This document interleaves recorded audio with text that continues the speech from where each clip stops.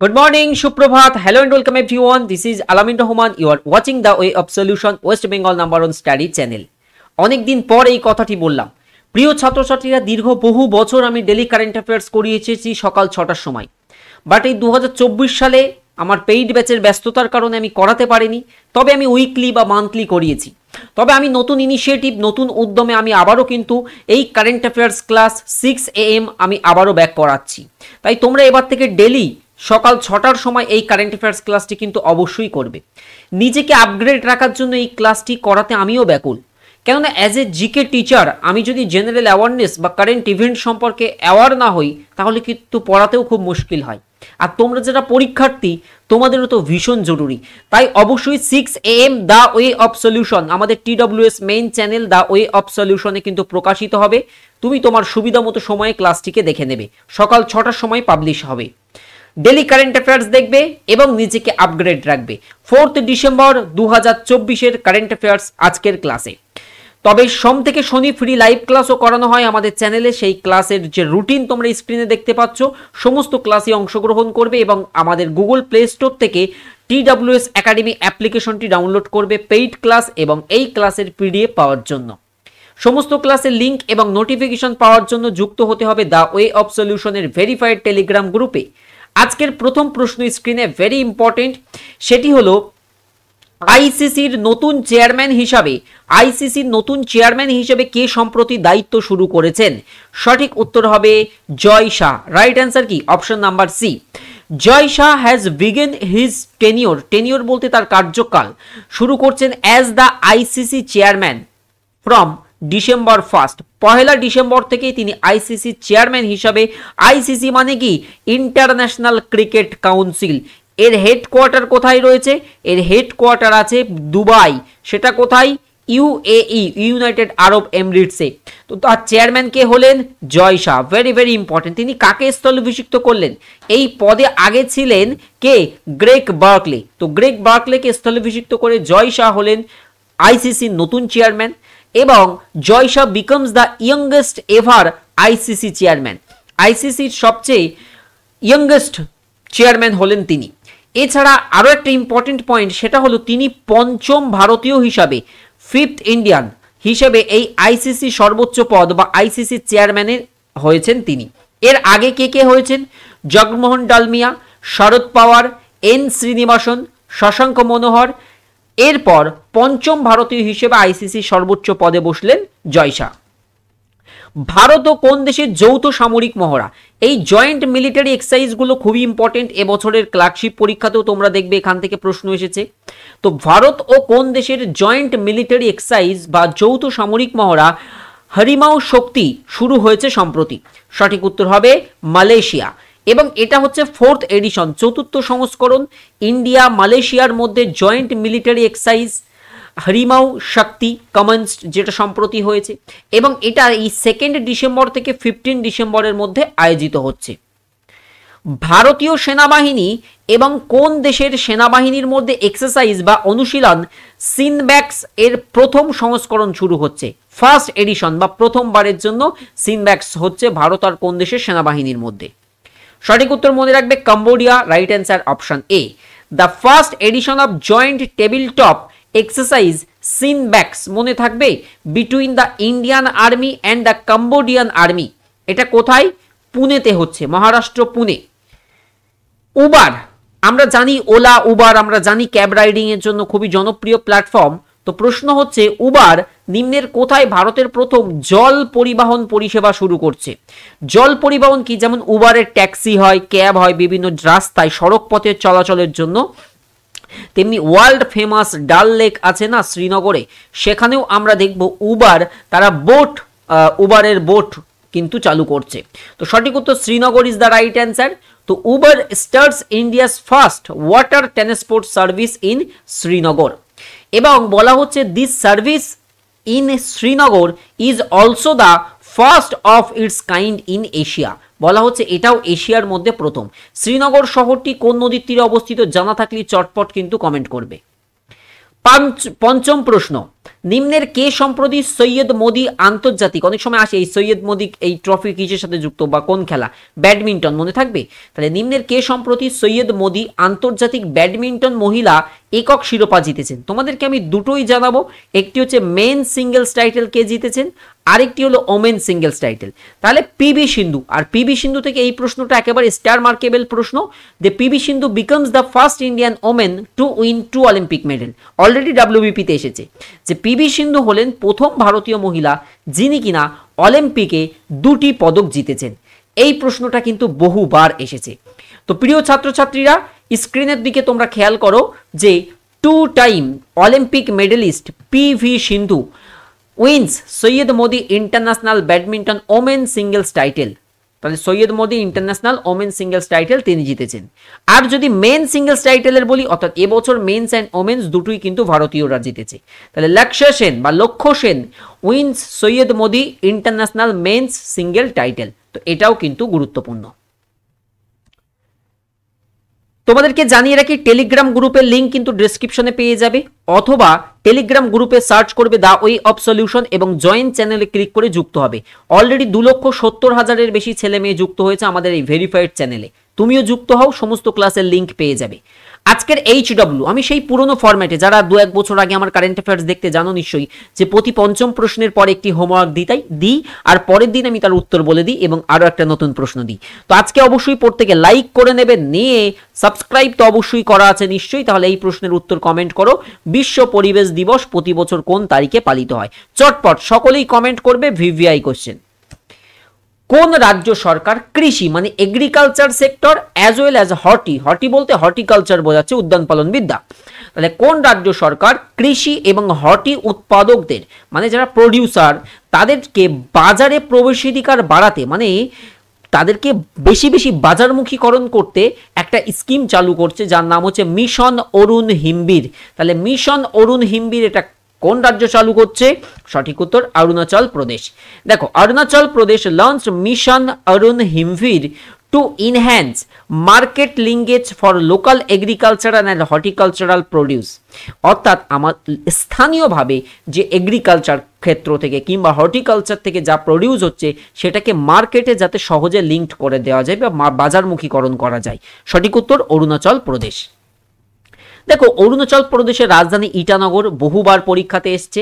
বর্তমান মুখ্যমন্ত্রী পেমা খান্ডু, রাজ্যপাল হলেন কৈবল্য ত্রিবিক্রম পাটনাইক। মৌলিং জাতীয় উদ্যান রয়েছে, ভেরি ইম্পর্টেন্ট। নামদাফা জাতীয় উদ্যান, ভেরি ইম্পর্টেন্ট। এছাড়া নামদাফা টাইগার রিজার্ভও রয়েছে কোথায়? অরুণাচল প্রদেশে। পাক্কে টাইগার রিজার্ভ কোথায় পরীক্ষাতে আসে? অরুণাচল প্রদেশে।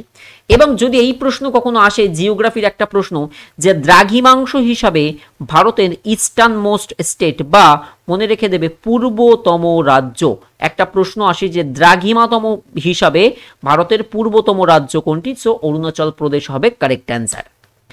প্রতি বছর কোন তারিখে বিশ্ব এইডস দিবস? ভেরি ইম্পর্টেন্ট, পরীক্ষায় আসে। বিশ্ব এইডস দিবস হচ্ছে 1 ডিসেম্বর।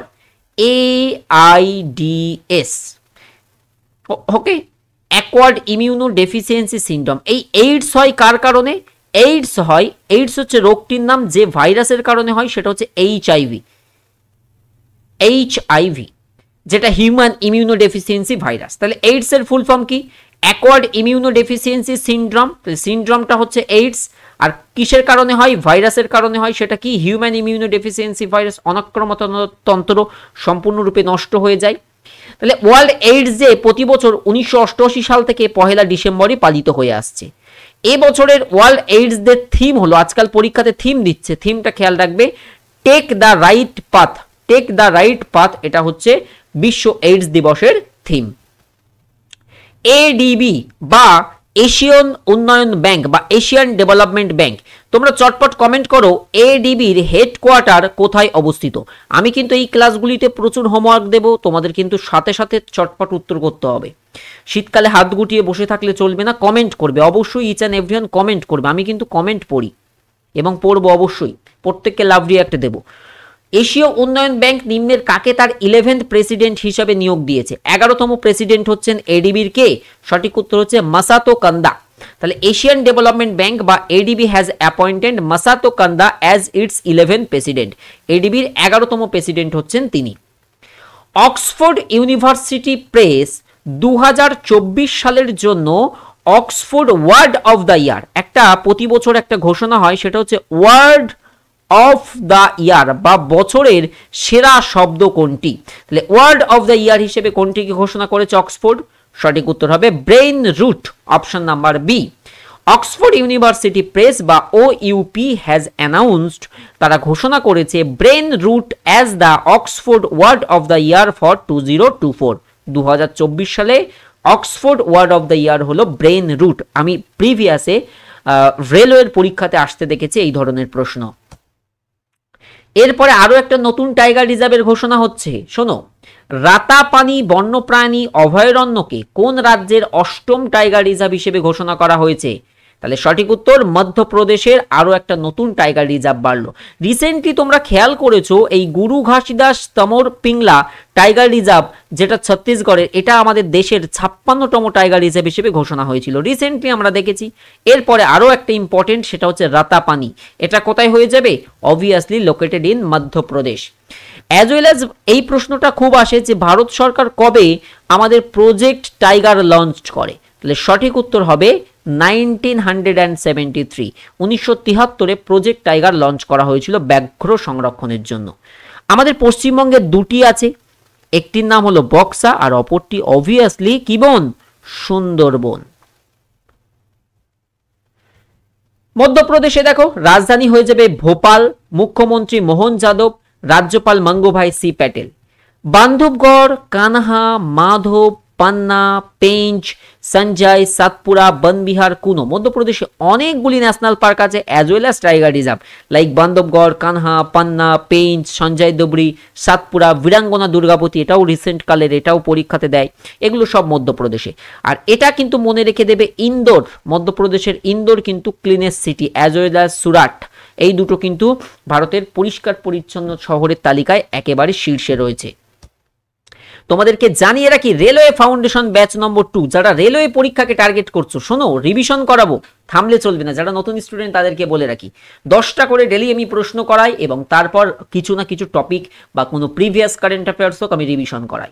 তো এই জায়গায় ছোট্ট একটা ইনফরমেশন দিয়ে রিভিশনে যাব, সেটি হচ্ছে প্রিয় ছাত্রছাত্রীরা রেলওয়ে ফাউন্ডেশন ব্যাচ 2 রেলওয়ে পরীক্ষাকে যারা টার্গেট করছো, অধ্যায়ভিত্তিক theory class, live plus recorded class, সোম থেকে শনি ডেলি ক্লাস এবং প্রতিটি ক্লাসের PDF পাওয়া যাচ্ছে railway foundation batch 2তে।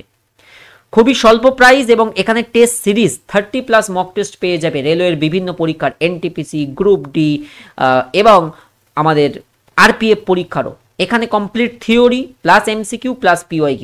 Railway foundation batch 2তে ক্লাস কিন্তু শুরু হয়েছে, তুমি আজই ভর্তি হও, অ্যাডমিশন চলছে। পেইড কোর্স অপশনে ক্লিক করবে TWS একাডেমি অ্যাপে, সেখানে সমস্ত পেইড ব্যাচ দেখতে পাবে, রেলওয়ে ব্যাচটি সিলেক্ট করে তুমি বাই নাও করতে পারো। এছাড়া তুমি চাইলে অন্য যে কোনো ব্যাচও চুজ করতে পারো। বর্তমান আমাদের ফাউন্ডেশন ব্যাচ হচ্ছে 4.0 ব্যাচ, সেটাও নিতে পারো ফর অল এক্সাম। চলো কুইক রিভিশন শুরু হচ্ছে, কুইক রিভিশন। আর তোমাদেরকে জানিয়ে রাখি যারা এই WBP KP সাকসেস গাইড আমাদের বইটি অর্ডার করবে, আজকে আমাদেরকে আবার নতুন স্টক আসছে, নিউ স্টক, আমাদের নতুন স্টক আজ থেকে আবার আসছে, কেননা পুরো আউট অফ স্টক হয়ে গেছিল। তো চাইলে আমাদের অ্যাপ থেকেই কিন্তু অ্যাপে এই জায়গায় তোমরা বুক সেকশন পেয়ে যাবে, এখানে বুক সেকশন, সেখান থেকে অর্ডারটি করে দেবে। চলো কুইক রিভিশন শুরু হচ্ছে। আজকের কুইক রিভিশনে আমি তোমাদের অলিম্পিক্স রিলেটেড রেখেছি। সবার প্রথম চলো প্যারা অলিম্পিক্স নিয়ে কথা বলা যাক।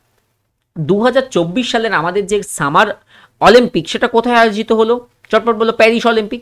তো এই যে প্যারা অলিম্পিক গেমস, এটাও 17তম গ্রীষ্মকালীন প্যারা অলিম্পিক গেমস, প্যারিস, মনে থাকবে।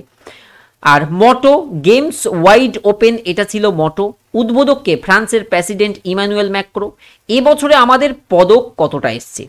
গত বছরে অর্থাৎ গত এডিশনে 2020-তে টোকিও অলিম্পিকে আমাদের 19টা ছিল, এবছরে দেখো 29 মেডেল, যার মধ্যে 7টা গোল্ড, 9টা সিলভার, 13টা ব্রোঞ্জ। এই কারণেই দেখাচ্ছি পরীক্ষাতে আসতে পারে। দেখো তুমি যদি আমাদের একটু ডেটা দেখো যে রাইজিং টু গ্লোরি ইন্ডিয়ার প্যারাঅলিম্পিক জার্নি 2012 থেকে 20 এই পিরিয়ডে দেখবে 2012 লন্ডন প্যারা অলিম্পিক্সে আমাদের পদক ছিল 1টা, 2016 রিও প্যারা অলিম্পিকে আমাদের পদক 4টে, আবার 2020 টোকিও প্যারা অলিম্পিকে আমাদের 19টা।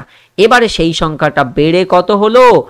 29, 29টি, 7টা গোল্ড, 8টা সিলভার আর 13টা হচ্ছে ব্রোঞ্জ। ভেরি ভেরি ইম্পর্টেন্ট প্যারা অলিম্পিক, এই তথ্যটাই মনে রেখে দেবে, এই তথ্যটাই ইম্পর্টেন্ট। আর অলিম্পিকের ক্ষেত্রে কে কোন পদক পেয়েছেন সেটা মনে রাখবে। যেমন প্যারিস অলিম্পিক্সে অর্থাৎ 2020 সালে টোকিওতে আমাদের পদক সংখ্যা ছিল 7টা, তার থেকে এবছর একটা কমে গেল, এবছর 6টা হয়েছে মাত্র, একটাও গোল্ড আসেনি। হোপফুলি পরবর্তী বছর আসবে। তাহলে ভারত মোট 6টি পদক জিতে শেষ করেছে, যার মধ্যে একটাই রৌপ্য যেটা নীরজ চোপড়া পেয়েছেন, যিনি টোকিও অলিম্পিকে গোল্ড পেয়েছিলেন, আর 5টি হচ্ছে আমাদের ব্রোঞ্জ পদক এসেছে। তো সমগ্র পদক তালিকায় 71তম স্থানে। আর ভারতের 117 জন ক্রীড়াবিদ বিভিন্ন খেলায় প্রতিদ্বন্দ্বিতা করে। এই হচ্ছে পদক হাইলাইট। মনু ভাকের এখান থেকে একটা সিঙ্গেল প্রশ্ন ভেরি ইম্পর্টেন্ট হবে যে কে একক মরশুমে 2টি পদক পাচ্ছেন, তিনি হলেন কিন্তু মনু ভাকের। দেখো মনু ভাকের নাম এখানে একবার ইন্ডিভিজুয়ালি পাবে শুটিংয়ে, আর একটা পাবে সরবজিৎ সিং এর সঙ্গে, অর্থাৎ ডবলে মিক্সড টিম ইভেন্টে। অর্থাৎ একক মরশুমে, অর্থাৎ প্যারিস অলিম্পিক একটাই মরশুমে একটাই সিজনে তিনি দেখতে পাচ্ছ 2টো পদক পাচ্ছেন। তো মনু ভাকের শুটিংয়ে মহিলাদের এয়ার পিস্তল ইভেন্টে তিনি ব্রোঞ্জ পদক পেয়েছেন, এবং 10 metre air pistol mixed team শুটিংয়ে সরবজিৎ সিং ও মনু ভাকর তারাও কিন্তু ব্রোঞ্জ পদক জেতেন। স্বপ্নীল কুশলে ব্রোঞ্জ পদক জেতেন এবং তিনিও শুটিংয়ের সাথে সম্পর্কিত। ভারতীয় পুরুষ হকি দল গত বছরেও পদক জিতেছিল টোকিওতে, এবছর ব্রোঞ্জ পদক। নীরজ চোপড়া টোকিও অলিম্পিকে 2020-তে ভারতের first track and field athlete হিসেবে তিনি কিন্তু গোল্ড মেডেল জিতেছিলেন, এবছর তিনি সিলভার জিতেছেন। এবং তিনি কোন খেলার সাথে যুক্ত? Javelin throw. আচ্ছা, আমান শেরোহাত তিনি কি ফ্রি স্টাইল কুস্তির সাথে সম্পর্কিত, কুস্তি, তিনি ব্রোঞ্জ পদক। সব মিলে 6টি পদক। আর যদি প্রশ্ন হয় ভারত কোন ইভেন্টে বা কোন খেলায় সবচেয়ে বেশি পদক জিতেছে, তাহলে উত্তর করে আসবে যে না, শুটিংয়ে সবচেয়ে বেশি ভারত পদক জিতেছে। অলরাইট, এই ছিল আজকের ক্লাস। কেমন লাগলো কমেন্টে জানাবে। ডেলি কারেন্ট অ্যাফেয়ার্স আগামীকালকেও আসবে ঠিক সকাল 6টার সময়। তোমরা কিন্তু অবশ্যই সাবস্ক্রাইব করার পরে বেল আইকন ক্লিক করে রাখবে, তাহলে রাইট টাইমে নোটিফিকেশন যাবে। আর যেহেতু এটা একটা নতুনভাবে শুরু করলাম, তাই নোটিফিকেশন ইস্যু হতে পারে। তোমরা কিন্তু অবশ্যই টেলিগ্রামে যুক্ত থাকবে, ব্যাকআপ হিসাবে প্রতিটা নোটিফিকেশন তোমরা পেয়ে যাবে। ভালো থেকো, সুস্থ থেকো, নিজের খেয়াল রেখো, পরিবারের খেয়াল রেখো। আর যারা বই অর্ডার করবে আজকে অবশ্যই করে দেবে, অ্যাড্রেসটা সঠিকভাবে লিখবে, ভিলেজ, পোস্ট, পিএস, ডিস্ট্রিক্ট, এইভাবে। All the best for your upcoming exams. Tata.